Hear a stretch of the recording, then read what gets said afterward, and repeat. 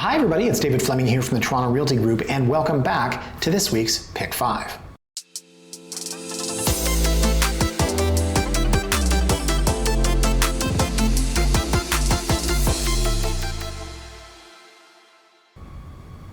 Now I am wearing a red shirt today, and as much as I'd like to say that was thematic because Christmas is just around the corner, no, actually the way I pick my shirt when I dress myself every day is just sort of blindly picking one of the 87 different Banana Republic t-shirts that fills my closet. In all seriousness though, we are nearing the end of the year. I for one am excited. It's been a long year, and right now we're kind of producing some of our year-end content. I have the top 5 blog posts of the year scheduled to go. I have the top 5 real estate stories that will be going up on Monday the 16th. And last week, my team and I went down to the Distillery District to take our team photo. Now we took that photo for our Christmas card, which we mail out every year. Oh, mail, right. There is no mail. There's that strike thing. Yeah, anyways, you know what we're gonna do? We're gonna send out the Christmas cards anyways. And if you get it in March, great. But the point is, when we went down to the distillery, I was reminded of how much I love that area. Now again, I've always said this, seasonally, in December and in the summer, it is absolutely fantastic. To anybody that lives there and you want to say it's great in the dead of winter in January, or it's magnificent in October, hey, to each their own. But it made me think, as I sat down to do today's Pick 5, I want to go back to the distillery. Now I am going to go back probably with my wife at some point if we get, like an hour and 10 minutes away from the children, to pretend that we're young again and walk across the brick patio and through the Christmas market. You know me, I love a market, I love Christmas. But no, I mean today we're going to go back and we're going to take a look at 5 condos in the distillery. I want to pay special attention to the ages of these buildings, the price per square foot, the maintenance fees, and what the relative value looks like. So let's do this, guys. Join me and we'll take a look at the map. Thank you so much, Google Satellite. What do they call this? Google Earth. It's just amazing. We didn't have this when I started in real estate. And I'm gonna zoom right into what I consider Distillery District proper. It's here, and it's here, and it's here, and it's here.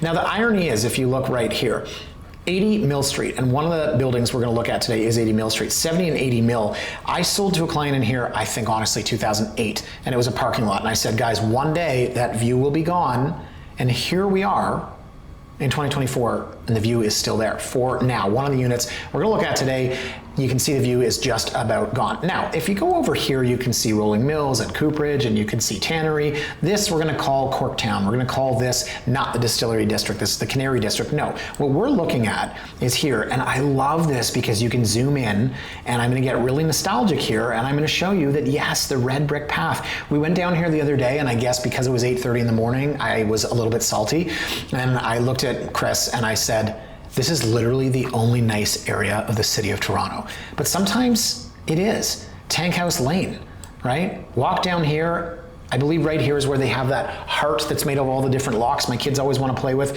Here's the outdoor Mexican restaurant, El Catrine, where I went in October on a freezing cold night with my children. They offered us a table outside, and when I said, my kids might be cold, could I go inside? They said, we're very busy, you could come back at 10:30.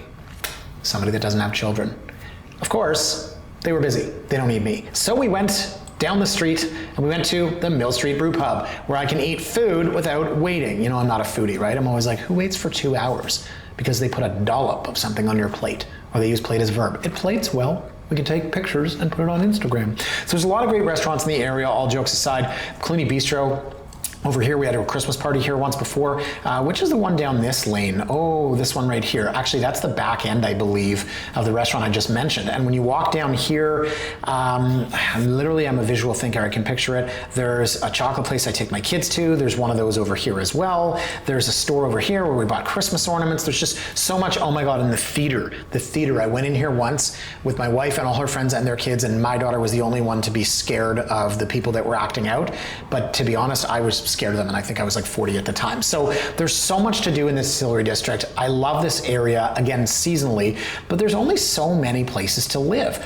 Now I mentioned 70 Mill, which is here, and 80 Mill, which is here, and then 33 Mill, which we're gonna see, is this building here. It's one of the newer ones. You've got Parliament, 120 Parliament, one of the first leases I ever did was there, and then over here you've got 390 Cherry, you've got 70 Distillery Lane, and then you've got a few buildings that are going to be built, one over here, and of course, one down here on Parliament. So let's do this. Let's take a look, guys. Let's do this. Let's take a look, guys. You can see there are 5 condos we're going to be looking at. Of course, 4 of them are entry-level 1 bedrooms, and then 1 of them is a 2-bed, 2-bath, and there is a secret with that one. I will get to it at the very end.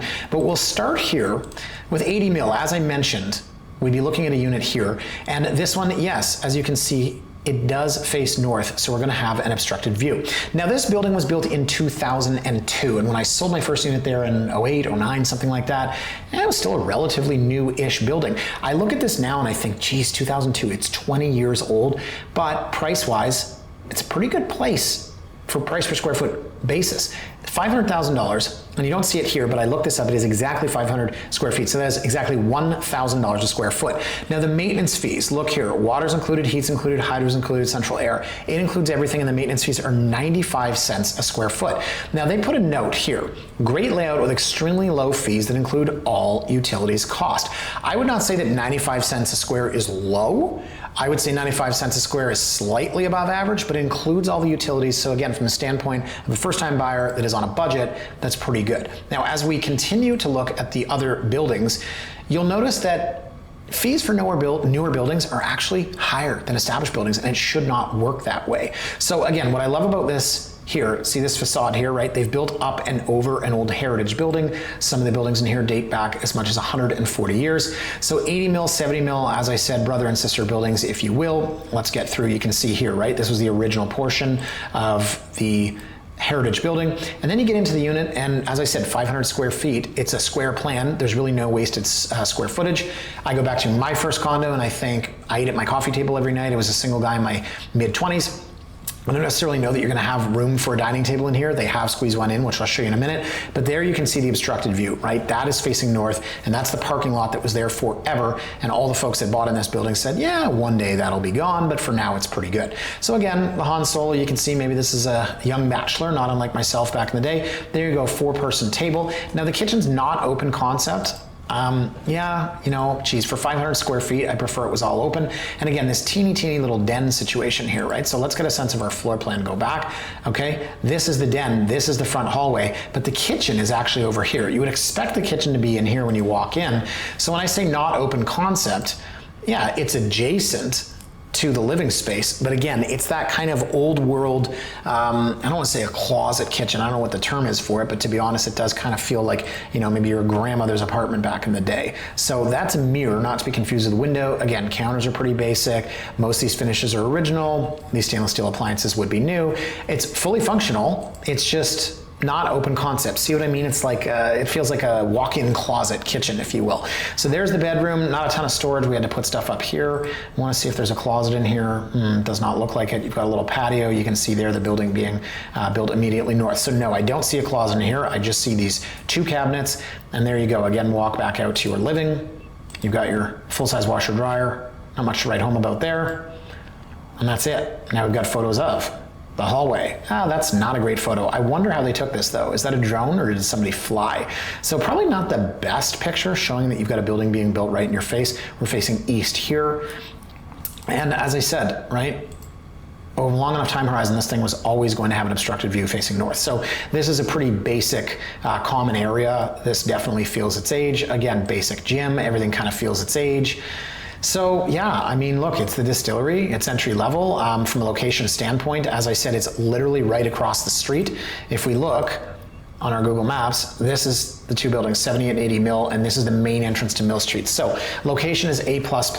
Obviously our unit itself, don't have a great view, we don't have a parking space, we do have outdoor space, maintenance fees are pretty good, and it's $1,000 a foot. Okay, so that was built 20 years ago. 390 Cherry, this next one, this is called the Gooderum. This was built in 2014. So much bigger building. This is 36 stories, it's 328 units, and we'll take a look at where this is on the map. Oops, we'll go back to here. Nope, sorry guys, we'll go back to here. And it's these 2 here, right? This is 390 Cherry, and this is 70 Distillery Lane, so the brother-sister buildings, if you will. So here we've got a unit that's 520 square feet. So their list price is $1,092. Now the maintenance fees here at $537, they do include water and heat. They don't include hydro, but they're $1.03 a square. So for a newer building, the fees are higher. And if we want to go down and look at the listing history, we can take a look here, guys, and see. This has been a rental for quite some time. They bought it for for $495 in 2017. Here we are 7 years later. We put it up for $589, $578, and now we're at still $578. So not a terrible price, but not something that's going to fly off the shelves. And again, this is marginally larger, so say 520 square feet. Let's see how this floor plan differs from the older building that we just saw at 80 mil. It's a little bit more open concept, living, dining, open concept kitchen. The first one we looked at had a very small, almost closet-like kitchen. This is completely open, but now it feels like the kitchen kind of dwarfs the space. So the highlight to this building and most of these units is what you're going to see in a moment. These unbelievable views, these open concept, of course it's open concept, these unobstructed views, and it doesn't really matter where you look, what direction. Sure, most people want south facing because it's going to be looking at the water, but any way you slice it, completely open. So me personally, 33rd floor, I had vertigo in 2010, didn't love that. I'm always a bit weary of being too high up. This guy looks like he's storing a mountain of stuff, including a bicycle, but based on the fact they don't really have deck tiles out here, there's no furniture, I don't know how much you're gonna use this.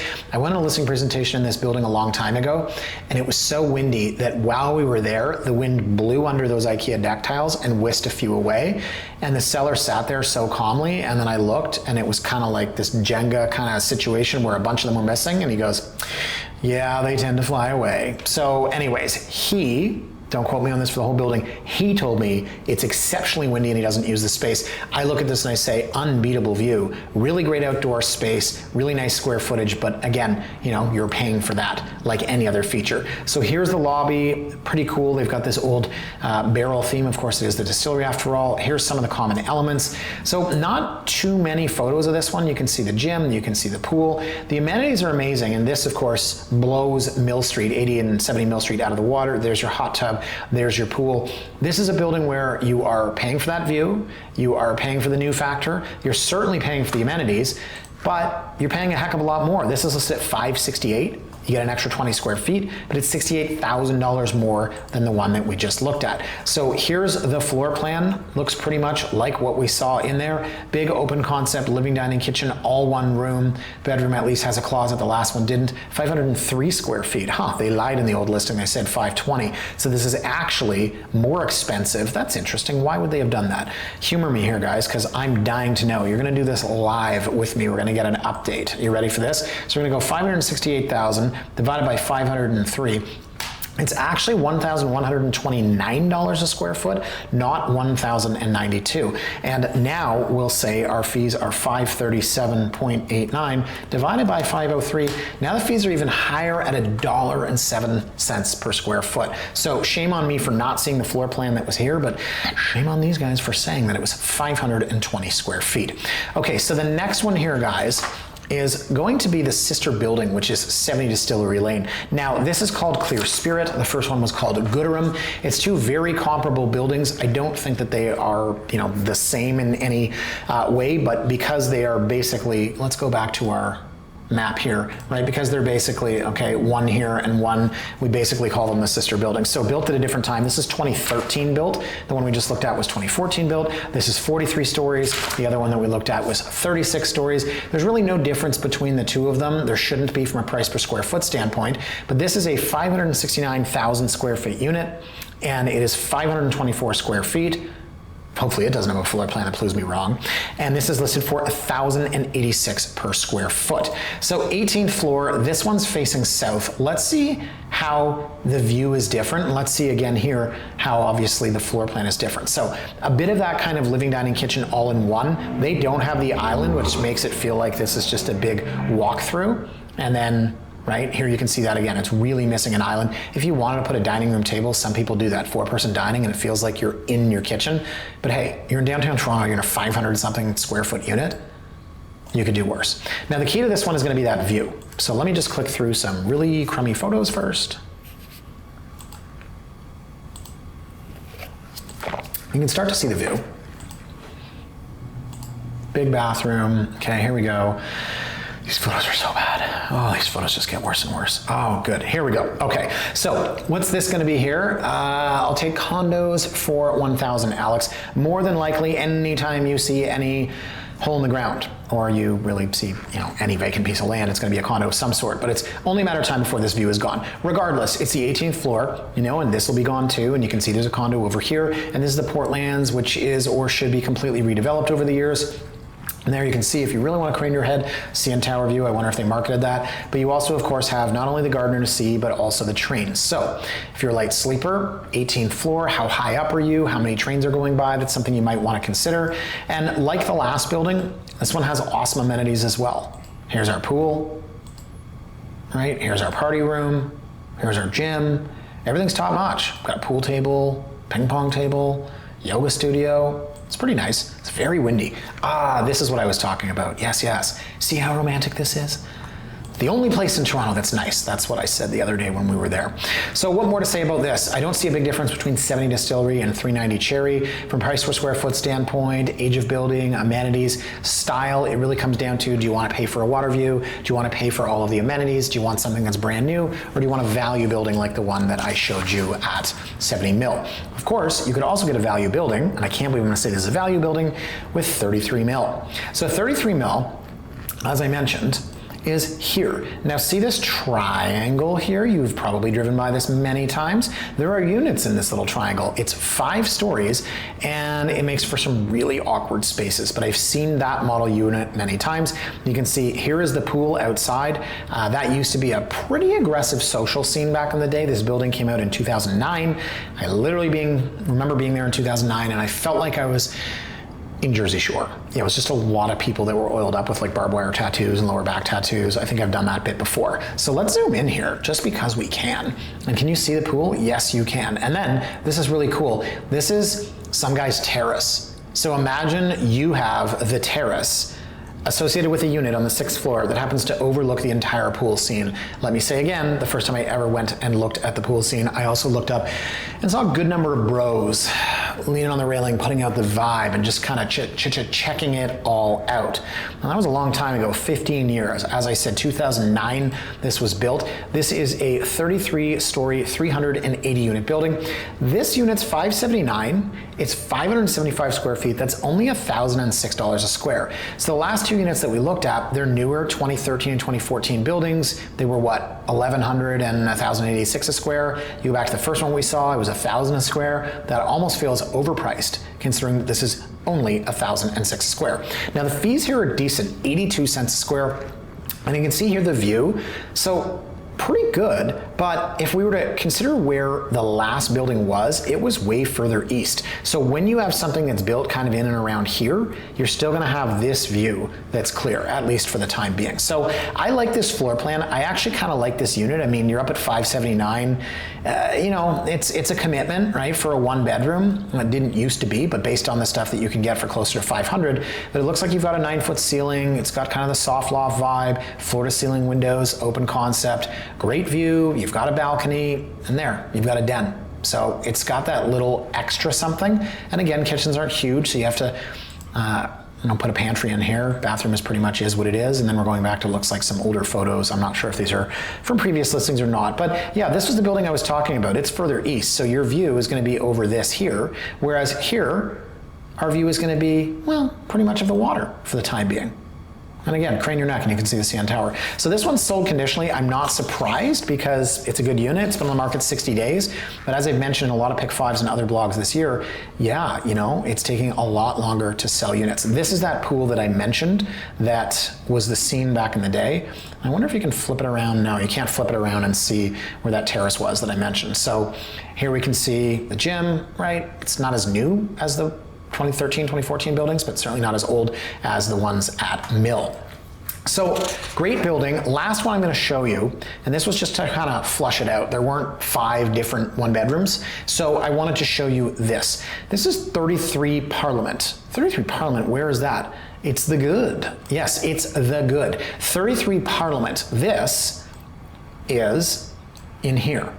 So this building is under construction. So see this, it says number 31 condominiums. This is where it's being built. So when you drive in, if you're heading south, you're looking for parking, you've got this long parking lot that goes all the way over here, and boy, do they ticket. I can tell you that's where I parked the other day.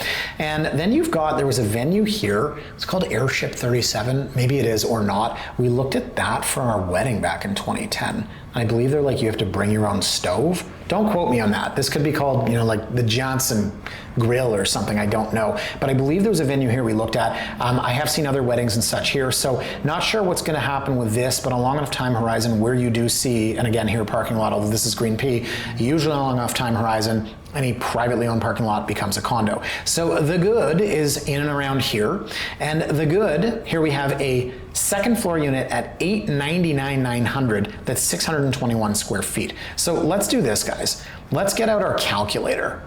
And I actually didn't do this because I wanted to do it live. I thought it would be fun. $899,900 divided by 621. Ready? 1,449 a square foot. Now here's the funny thing about pre-construction. It's what I've been saying for quite some time. We go back and we look at the units. This one here is 1,000 a square. This one here was 1,123 a square. This one here is 1,086 a square. This one here is 1,006 a square. This one here is $1,449 per square foot. I don't care that it's a 2-bed, 2-bath. We're talking about saleable square footage. It's 621 square feet. Also, it's on the second floor with probably the worst view you've ever seen. Here we have a great view, we have a great view, we have a great view. This is the issue with pre-construction. This has been the issue for a very, very long time. And only now are we starting to see, for years I used to say, why in the world would you pay more for something that's not built?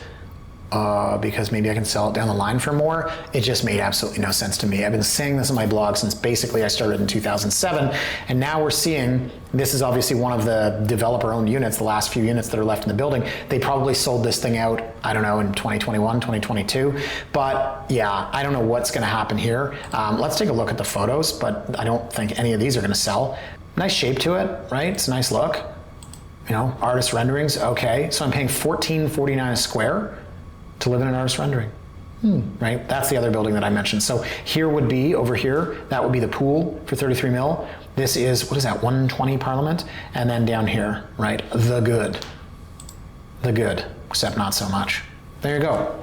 5 units, 5 different buildings. One, of course, is not built yet in the Distillery District, which remains one of my favorite areas in the downtown core. Now, for years, I lived in the St. Lawrence Market area, and it was great because what I liked about that was accessible going west. I could jet north to the office, DVP, Gardner, but if I wanted to walk somewhere, I could get to a bunch of different areas pretty quickly, one of which was the Distillery District, which remains probably my favorite place to go in the summer, and absolutely positively with a bullet, my favorite place to go at Christmas time.